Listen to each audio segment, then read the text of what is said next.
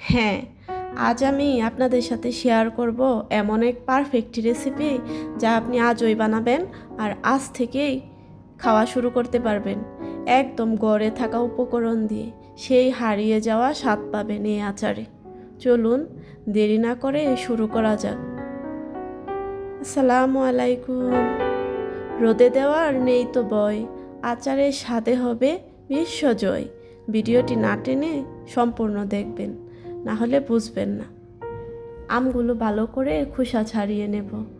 আর আমার আমগুলো যেহেতু মিডিয়াম, তাই আমি একটা আমকে 6 পিস করে কেটে ধুয়ে নেব। আপনারা আপনাদের পছন্দ অনুযায়ী কেটে নেবেন। এই আচারের জন্য আটিযুক্ত আম বেশি ভালো হয়, কারণ এই আচারে আটি চুষি খেতেই ভালো লাগে।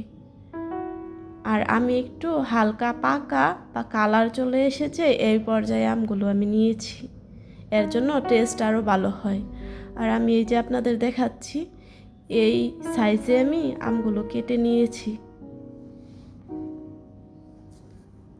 তারপর এই আমগুলো আমি 2 থেকে 3 মিনিট সিদ্ধ করে পানি ঝরিয়ে নিয়েছি। এতে আমের কষ বা অতিরিক্ত টক ভাব থাকবে না। মাঝখানে আমার প্রাণপ্রিয় আপুদের একটা টিপস দিই। আমগুলো এইভাবে কেটে সিদ্ধ করে ফ্রিজে সংরক্ষণ করতে পারেন বা পরের দিন আচার বানাতে পারেন। ওই দিন আমার শরীর অনেক খারাপ ছিল, তাই আমি আমগুলো একটু সামান্য হলুদ দিয়ে সিদ্ধ করে পরের দিন আচার বানিয়েছিলাম। সেই রেসিপিটাই আপনাদের সাথে শেয়ার করতে যাচ্ছি। এখন আসা যাক মূল পর্বে। আচারের আসল প্রাণ হলো মশলা। কড়াইয়ে সরিষার তেল দিয়ে গরম করে দিয়ে দেব রসুন, তারপর দিয়ে দেব আস্ত পাঁচফোড়ন, দিয়ে একটু ভাজা ভাজা করে নেব। এরপর 1 টেবিল চামচ করে হলুদের গুঁড়া, মরিচের গুঁড়া দিয়ে ভালো করে কষিয়ে নেব। তবে আমি এইখানে হলুদের গুঁড়াটা একটু কমই দিয়েছি, কারণ আমি যখন আমগুলো সিদ্ধ করেছিলাম তখন একটু হলুদ দিয়ে সিদ্ধ করেছিলাম, সেই জন্য আমি আমের অনুপাতে একটু হলুদ কমই দিয়েছি।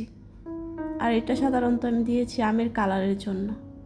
আর এরপর সুঘ্রাণের দিব কয়েকটা কাটা তেজপাতা এবং কয়েকটা এলাচ মুখ ফাটানো। এরপর সুন্দর করে খুব আস্তে আস্তে কষিয়ে নেব।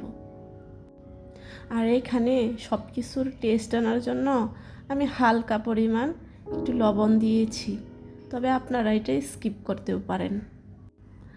আপনার মশলাটা যখন অনেক সুন্দর করে কষানো হয়ে যাবে, তখন আপনি এই পর্যায়ে চিনি অ্যাড করতে পারবেন। তবে চিনিটা আপনি আপনার পছন্দ অনুযায়ী অ্যাড করবেন। তবে আমি এখানে খুবই সামান্য পরিমাণ চিনি অ্যাড করেছি, কারণ টকের সাথে হালকা সামান্য পরিমাণ মিষ্টি খেতেই আমার কাছে ভালো লাগে, সেই জন্য বেশি পরিমাণ চিনি দিইনি। তবে ডায়াবেটিস রোগী যদি থাকে তার জন্য একটু কমই দিতে পারেন চিনি, তা আপনাদের স্বাস্থ্যের জন্য ভালো হবে। তবে এই পর্যায়ে আমি মশলাগুলো ভালো করে কষিয়ে নেব। তবে আপনাকে সম্পূর্ণ রান্নাটা মাঝারি আঁচে রান্না করতে হবে, যাতে করে কড়াইয়ের নিচে লেগে না যায়। আর অনবরত নাড়তে হবে। চিনি যখন মশলার সাথে রসালো হয়ে গিয়েছে, যখন বুঝবেন, তখন এই পর্যায়ে আমগুলো দিয়ে দিব।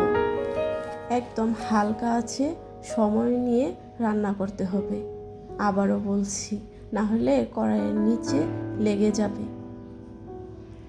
আমি মশলাগুলো সুন্দর করে গায়ে লাগার জন্য উল্টাপাল্টা করে নেড়ে নিয়েছি।